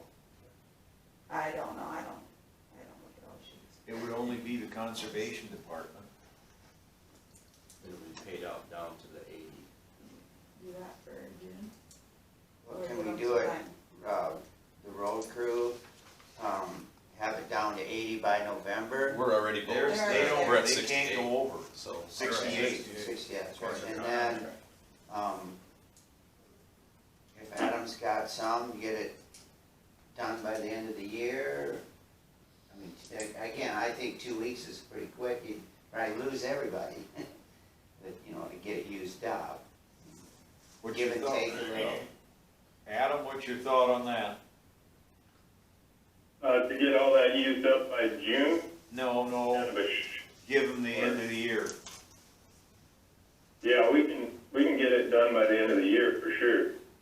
And whatever they don't get, you know, they would get paid for it.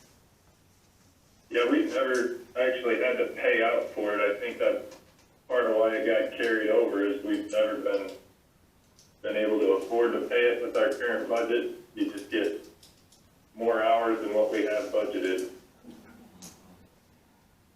Well, But then we got, you say 200. But yeah, 112. I think it's even up to carry over. We'll be a little more strict on that. We've had some projects and some burning and stuff that just went kind of bananas here the last 2 years, and I think if Rachel has that many hours on her record, it must be from a rollover from a previous term, at least 80 hours. So, but I don't think we'll have to pay any. I think it would all get used up by January easily. okay. Well, I think we have to have a motion to this effect to make this go. And again, the secondary roads would be apart from this because they're under contract. And we're actually below what you guys are requiring, so. Yes. Not requiring, but. So, I guess what we're saying is that, we'll put, 80 on the front, on the little paragraph, and remove everything on the back paragraph, on the other side, correct? And allow conservation till January 1st to get down to And then allow conservation till January 1st to get down to 80 hours. Just one time. This time, this is it, yep. The sheriff's department will leave alone. Yep, the sheriff's got a control on what he's doing. That's what I care to. Well, Laura So just then said, would it be, then are we talking that it would just be June after that every year in the future, or where are we it'd going? be open, it'd be 80 hours. There'd be no month. Okay, Just, yeah, you can have 80. You build up to 80, then there's no month. That sounds pretty simple there. Kind of like capping out your sick time, once you have it maxed out, you don't. You understand, Adam, what we're saying, that there's no month. You- yeah. Yep, if you get over 80, you get paid essentially, or you're forced, or we could take the option to force the count time, so. Yeah, yes, correct. Yep, I'm fine with that. Laura indicated that she's At 40. yeah, and so that would be her prerogative as a department head to have her department at 40 then, because I mean, it says in your department head, so. Yeah, make sure we leave that in. Yeah. Laura, you're still in Yeah, control. I do 40 only because it's easier to control that way. I mean, I'm okay with the mileage being 80 as long as I can use that discretion. Yep. Yes, again, this is, you as the department head, I suppose, would have that power to that, even though it wouldn't state that anymore. You could state that as, you know, the director has discretion, but a maximum of 80 for any department. It says that. That's what, yeah, it First says sentence. maximum. First sentence it says that. Submitted in advance and must be approved by the department head. Department head can say, well, this is what you get. You're at 40. You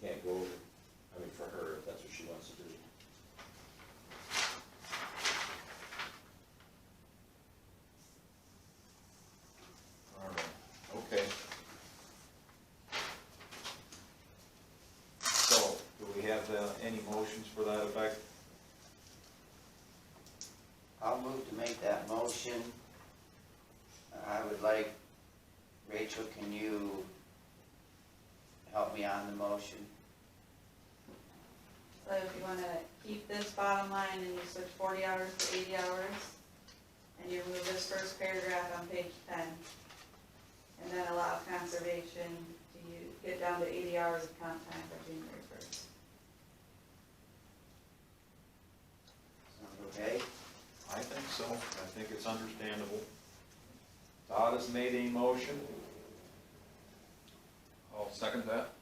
Mike has seconded. Any further discussion? Hearing none. Rachel? Roll call, Jim, Aye. Mike, All right. Steve, Aye. Mark, Aye. Todd. Aye. So that has been approved. Moving on, update on electronic time clocks. I just gave you a copy of the employees that would in theory be using the kiosk and then using the app. I haven't done it, I just checked my emails quick this morning, I saw I received an email from ADP to, I think, like log in and get my account set up. But the week of July 5th, they said there could be training and they could go live on July 14th.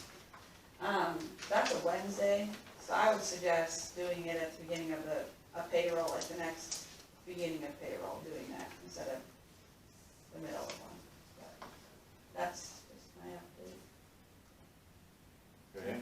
I have suggested maybe when you do this, you should do the paper yet and do the other and have it overlap, just to, Like the first time. the first time to make sure everything's working. I guess that would be to get all the department heads and the people together to do this. And we can discuss that at the training too, and go. I'm sure there will be some errors at first, you know. Yeah. Yeah. It's new. And there may be some people that are on vacation or something that might miss. Or you might want to do a couple pay periods just to compare, make sure stuff, everything's working. My suggestion.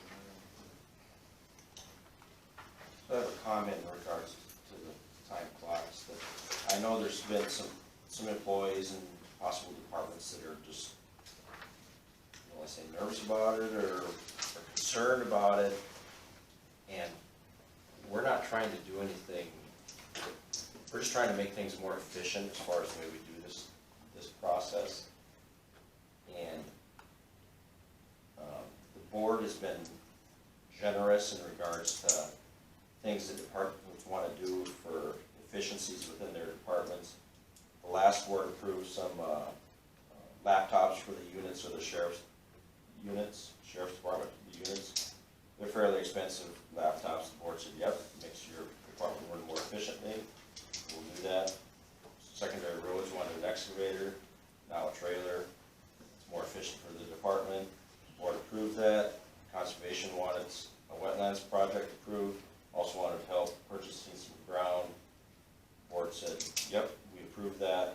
So we approve when a department wants to make improvements, but there's concerns when we feel that there's something that can be done to improve what's gonna happen in the auditor's office when some of this information comes to them. They get various amounts of timesheets from different, well, Rachel, can you describe that? I mean, you get different timesheets from different departments. Yep, so I'll just start with the courthouse. There's a timesheet for hourly employees. There's a timesheet for salary employees. So hourly employees, let's say we get paid this week. They're getting paid for the past 2 weeks. Salary employees get paid last week and this week. And then I wanna say the roads department, I think it's Saturday through Friday. And so they're all a little bit different. They're all different timesheets. So conservation has one, secondary roads, actually I think you turn in two. I think there's like 2 different sheets that go with it. Yeah, they turn the punch card and a handwritten one yep. too, yeah. So it's just a lot of double checking multiple, I guess, things to make sure you're on the right schedule as well as the sheets match. This should in theory streamline everything. having it all input there. I know we're, home health is kind of a different setup, with like their aides, they go to a house, they have to write down, they have different logbooks they have to be checking through. So theirs is gonna be a little bit different, Laura and Christine are gonna be entering all their stuff, so it comes to like our office, the same as it would from any other department. Yeah, I don't know if that answered your question. And that, well, that answers my question, and then another, so, and I'm glad you started that, 'cause we are making exceptions for some of the ways that this is gonna work is not gonna work efficiently for some departments exactly. That's one of them. Sheriff's office is another one. We're not expecting when a deputy gets a call that, oh, just a minute, I gotta go get scanned in before I leave. No, that's not how that works. Same way with, I'll say Chris Olson with EMS or emergency management. If there's a spill out in the country and he gets a phone call, he's just gonna go do it. He's not gonna say, well, I gotta go get scanned in before I can go get out there. So some of this stuff is gonna be edited in manually in order to make it work. And I'm sure there's gonna be problems when this first gets started. We're gonna fine tune it as we go, and it should be an efficient system. That's our intent. I wanna be on I don't have a problem with changing it, I just wanna make sure that when it comes time for the annual report, that information is put in properly, so we aren't having to go through everything again by hand, checking it to make sure it fits. That's the only concern I have is, will it take the information we need to, so that it transfers to the DOT annual report? And that's something that we have to make And sure we'll happens. learn as we go, we'll Yeah. find out Yeah. if it works or That's what I not. thought, yeah. And the same thing, if we got guys switching duties in the middle of the day, it's gonna have to be manually put in at the end of the day. If, we go through this whole app thing, which, we don't wanna start paying for cell phones because they wanna use an app. Then we have the issue of, okay, if we've got one, Riceville, for one example, is 2 people in there, so punching out isn't a big deal, but if you've got a handful of employees, you gotta wait for that person to put their data in and all this other stuff, and if you're trying to punch out, I don't know how that whole the whole system works. If you're gonna have guys taking 10 minutes to punch in and out, I don't know how long it's gonna take, but, if you have one portal, and you've got 5 guys trying to punch out, is it gonna take a half an hour until that last guy gets punched out? I don't know. If it goes, it's just a computer, it's just, leave it back, But if they gotta put multiple entries in, I know some guys put multiple entries in the day for, if they're running rock one day, in the morning they're hauling a load of rock and they're blading, and then all of a sudden they've gotta go do Yeah. some other system. They're gonna have to organize that on the computer to, it's not like they punch in and say, well, today, some days it'll be that way, plowed snow all day, so you punch in, you punch out, you go home, but if they've got multiple tasks that they get through the day, how long of a process is it to change that when they're punching out, and then how many guys are waiting in line to get done, or we'll work the bugs out, it's just one of those things to think about. Yeah, I could just see them guys sitting there in front of the time clock with that little blue book, remember that had all the codes?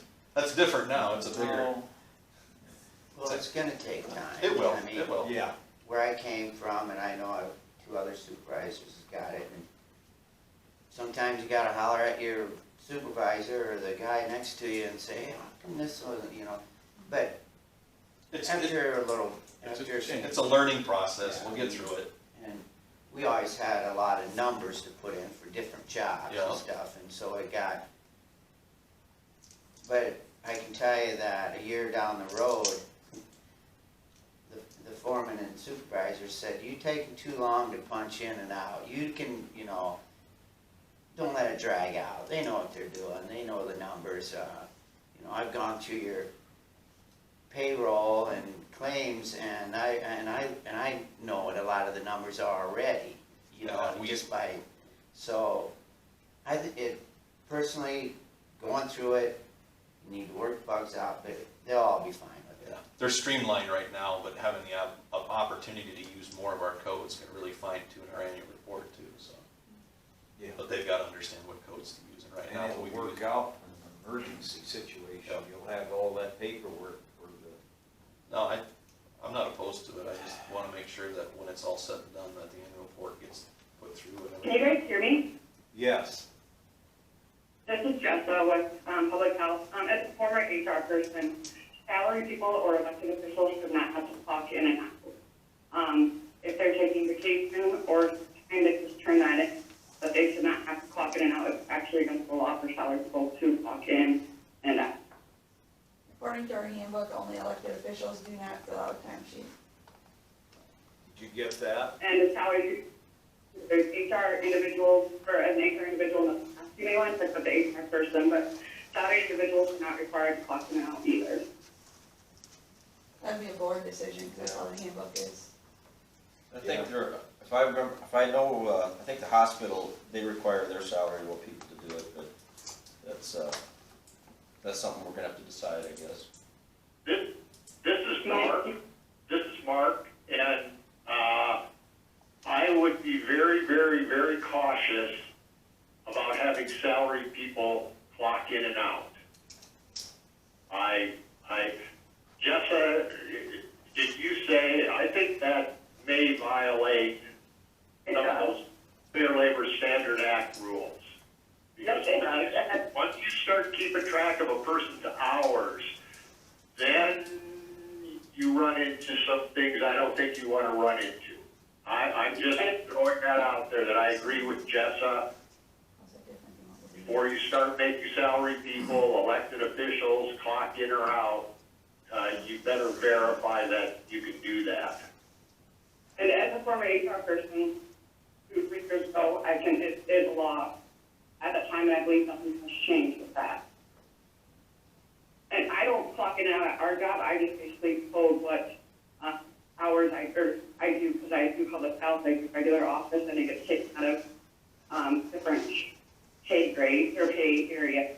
If I'm doing public, if I'm doing office work, if I'm doing COVID stuff, that's how we coded.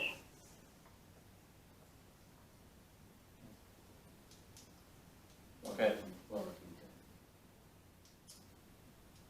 Okay. I didn't hear half of it. My hearing is bad.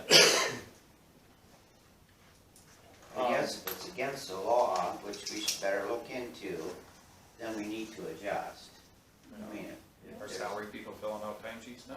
Well, so is that The only breaking the ones law? right now that don't turn anything in are elected officials. Okay, yeah. And So then one thing, everybody that is, currently, everybody is filling out a time card, salaried or not. except for elected. And one thing I want to add to this is there's only 3 people in the auditor's office instead of, before there was 4, so this is gonna try to help them also, you know? Well, if this is something I've seen that, some of them timesheets. something that has been done in the past, I don't see why it should change. But again, that's, We'll contact them. That's why I brought it up, because I guess I'm just really not understanding, people are nervous about this thing, and it really, I mean, it needs to work right, like Rich said, but we're not taking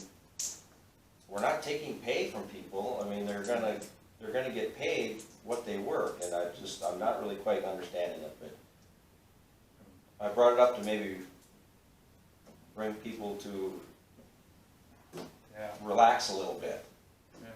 I think it's just new, Jim. It's just new and Change changing Yeah. stuff and. Even salary people have vacation, and it would all go through this system. That's the only thing, you have to track You have to vacation track and sick vacation, it's all, for it'd be all on. salary employees, so how else are you gonna do it unless there's yeah, a system? I and mean, if we I have, don't know.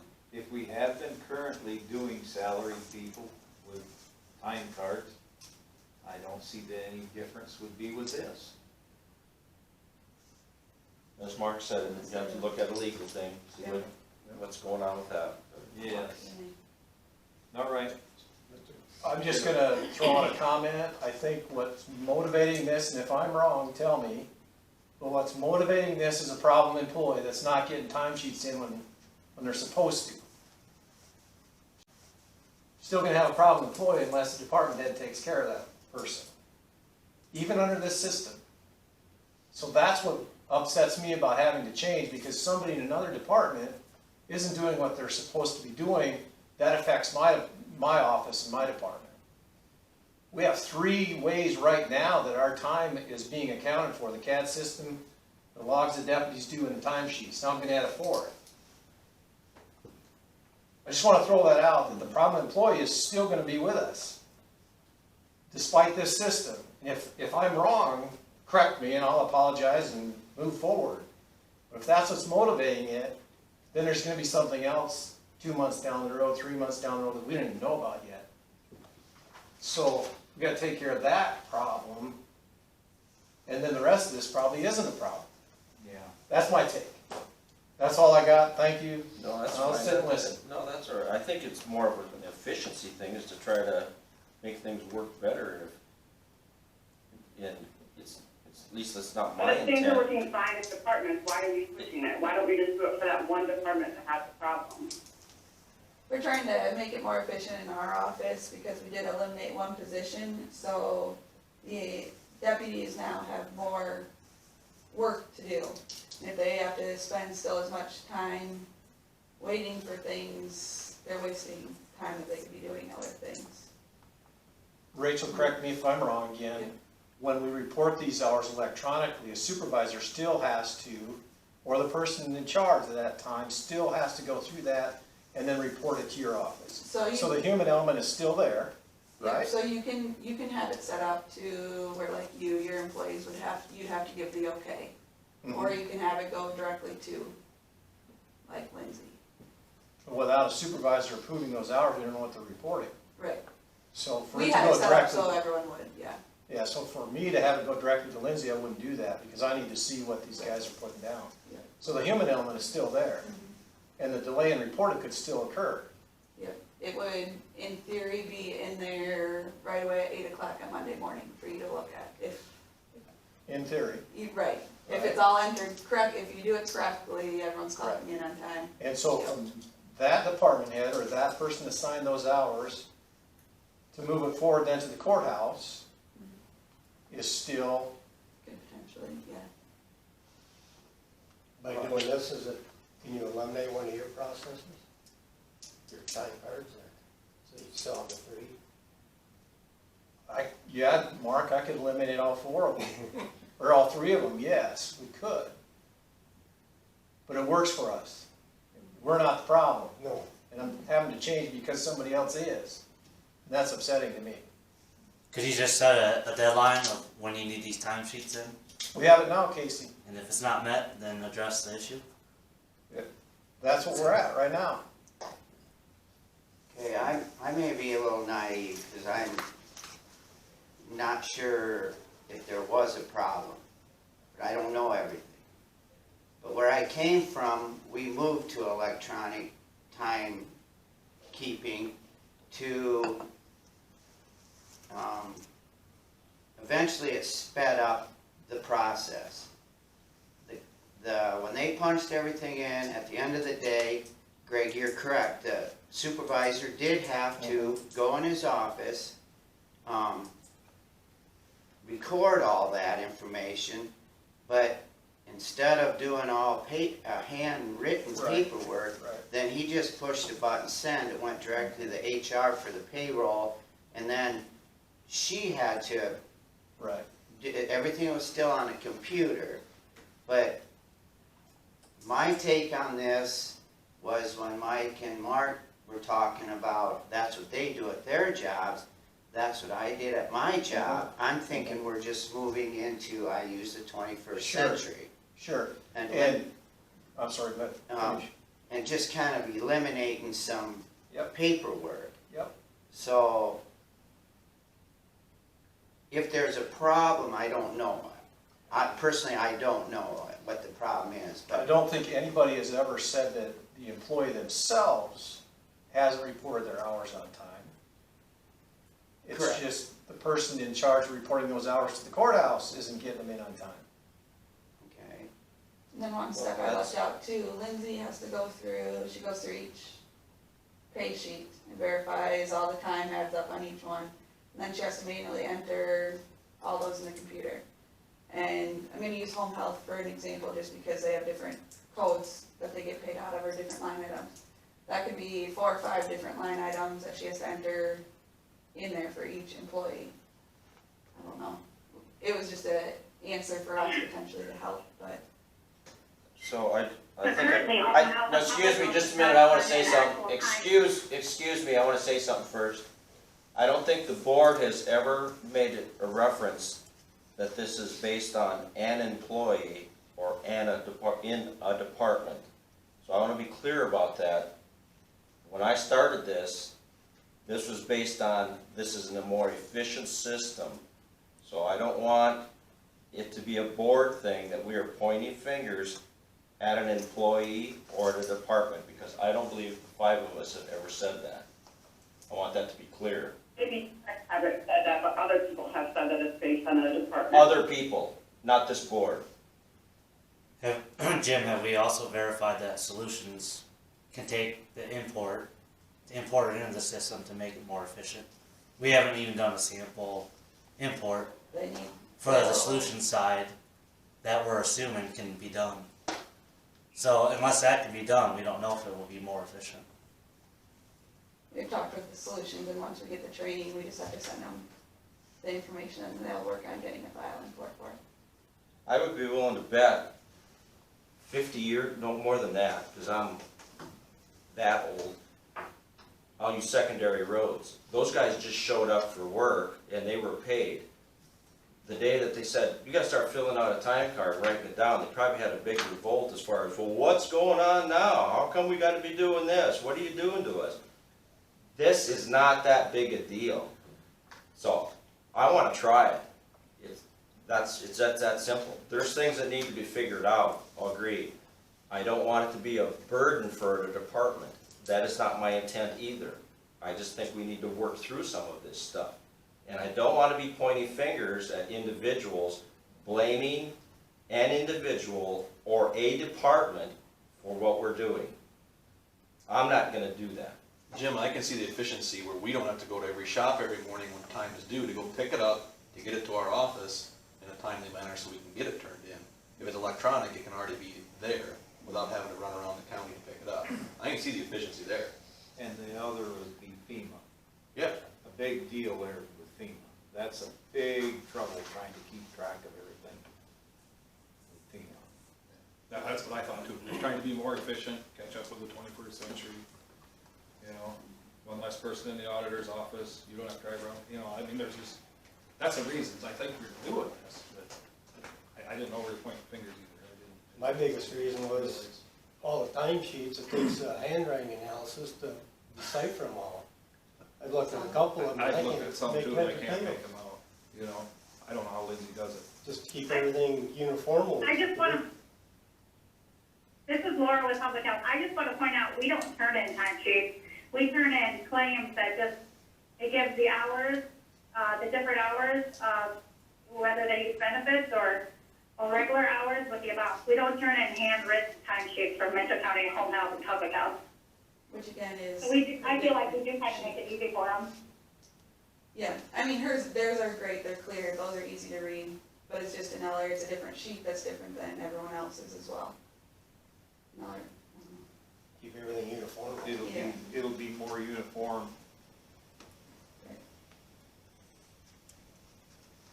Well, again, like Jim said, this is something we are going to try. And hopefully everybody can learn to live with it. I think maybe down the road, they'll find, department heads will find some efficiencies with it too. So. Any other comments?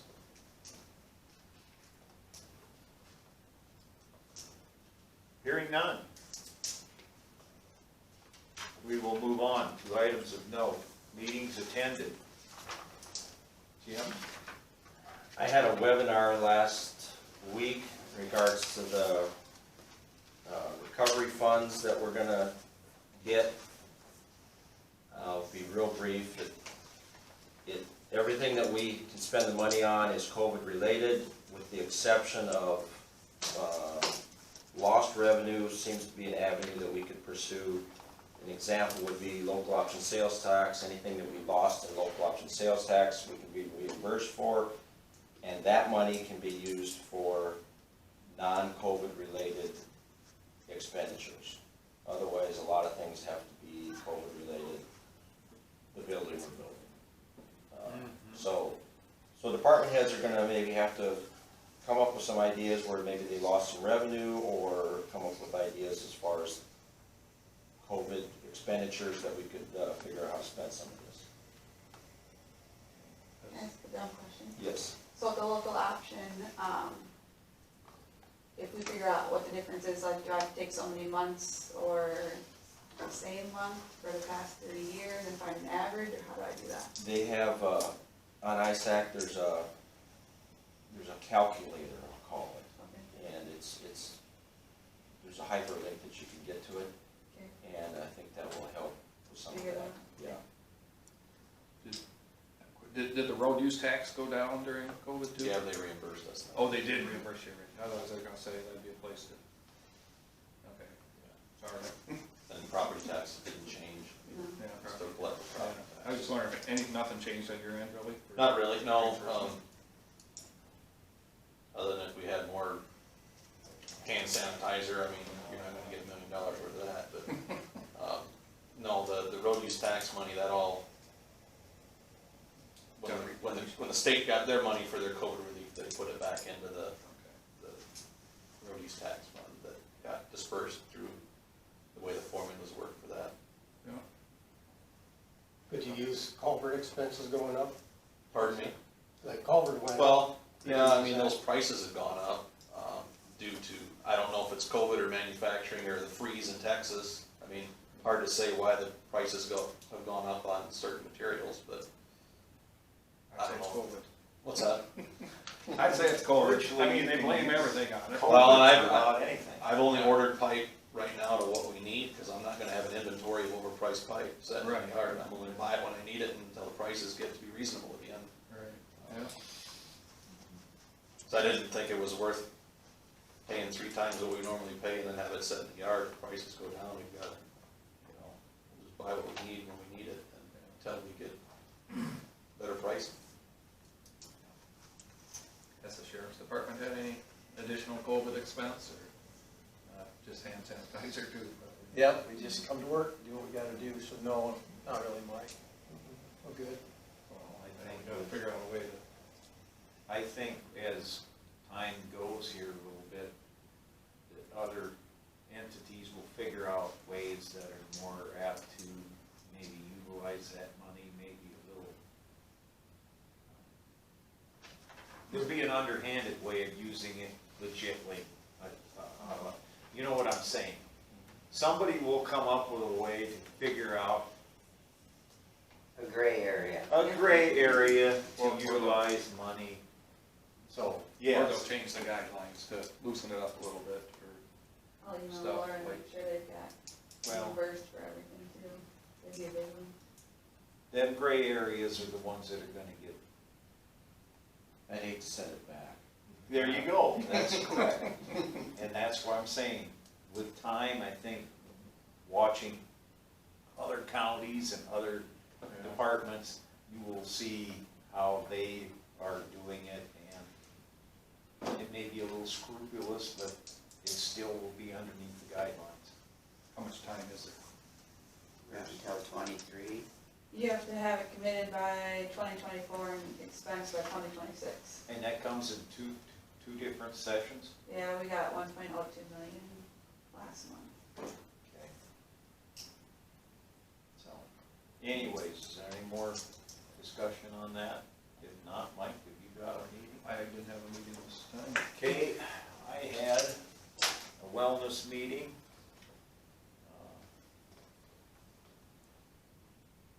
We discussed that there's 82 people in the county that would be able to receive wellness money.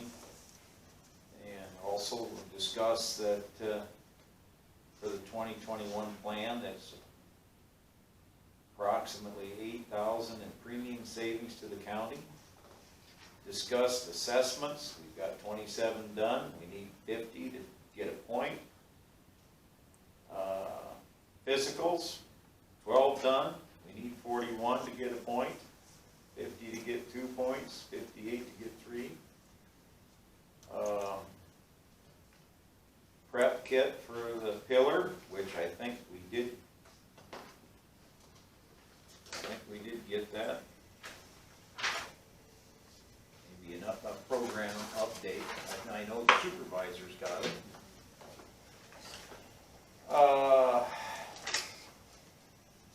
We discussed doing the sleep card. We've done that before. Must set up with ISAC.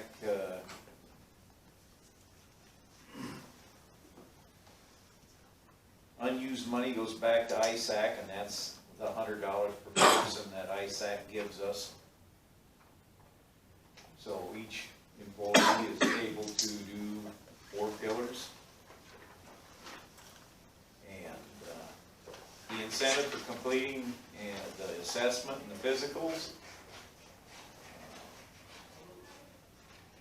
they discussed talking about doing gift cards and incentives of $10 and drawings. Just talked to them. And then there was a discussion in the end of the year party, and that was the end of our wellness meeting. And I had a North Iowa Long-Term Disaster Recovery Committee meeting. That was June 9th. Approved the minutes, did introductions, we reviewed organizational information, talked about the bylaws, tax ID and the bank account. There was no old business. New business, discussed the marketing, talked about the brochure, which I put on each supervisor's table. Discussed the Facebook page, we have an account. We have an email address. And we also have a Google account. A Google account. Talked about general information and language. And talked about for donations, people donating money to the North Iowa Long-Term Disaster Recovery Committee. And we're going to have a PayPal website or site where people can donate money to. And they also discussed the need of having photos of disasters in the area for a future brochure.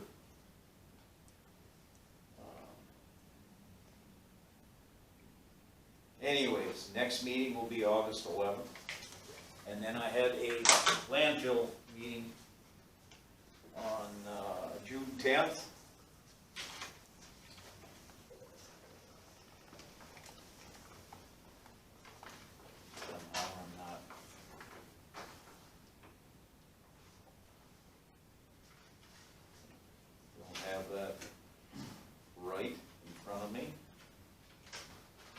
Anyways, I do have it. Approved the agenda, approved the minutes, did a summary of bills, and we discussed the financial statement for May of 21. Jerry Yeager gave a report. Charges are a little lower this year, or this month, I should say, than what the landfill has done in the past. Less is getting hauled in. Our expenses are on par with budget, but we do have some equipment expenses that are above normal. One expense is leachate. It's very low this year because of the drought. We're not getting any rain, and it's not soaking down through the landfill and being pumped out the tiles. So, anyways, our financials were approved. Director's report, and that's the first report now since we've got the new director. Christian Fox is the new director out there. And discussed, finished removing the trees and planting of the new trees, and Adam Shirley was part of that. That's done.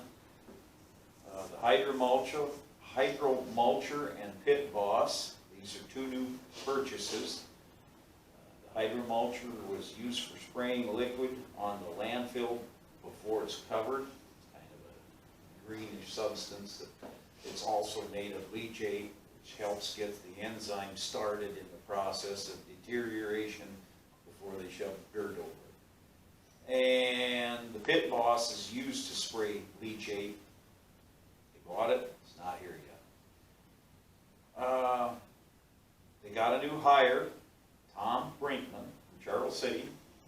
He's working out great. Everything's going fine with him.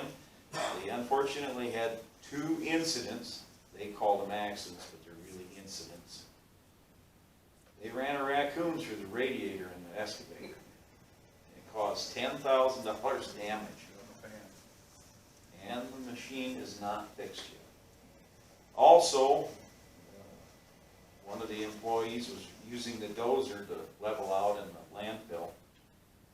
And the big chunk of refuse come up and it smacked the window and busted the window. So the plus on that is the operator was not hurt. And the last thing is the paving project is half done out there. So they are paving from the scale clear out back.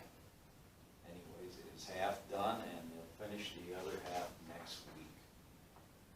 So that was my meeting at the landfill. Nothing from me. I have nothing. Okay, that's our meetings, Rachel. Manure management plan update. Alright. We got Liberty East Finisher Farm, which is 2809 440th Street, Little Cedar. Larry Beeson Farm, 2090 State Line Street, Stacyville. Wagner, I think so I pronounce it with an E, not an A. Finisher Farm, 5092 60th Street in Riceville. Blong South Finisher Farm, 4602 Shadow Avenue, Stacyville. Carpenter South Finisher Farm, 3496 75th Street, Riceville. Blong North Finisher Farm, 4698 Shadow Avenue, Stacyville. Okay, thank you, Rachel. And our public comment, everybody left.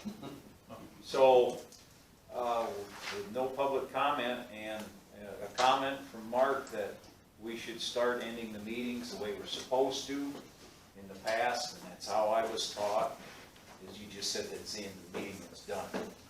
Mark has suggested that we now have motions from each, or from 2 supervisors. And so I will entertain a motion to end the meeting today. I got a question first. Okay, Mark. Is asbestos in the county home?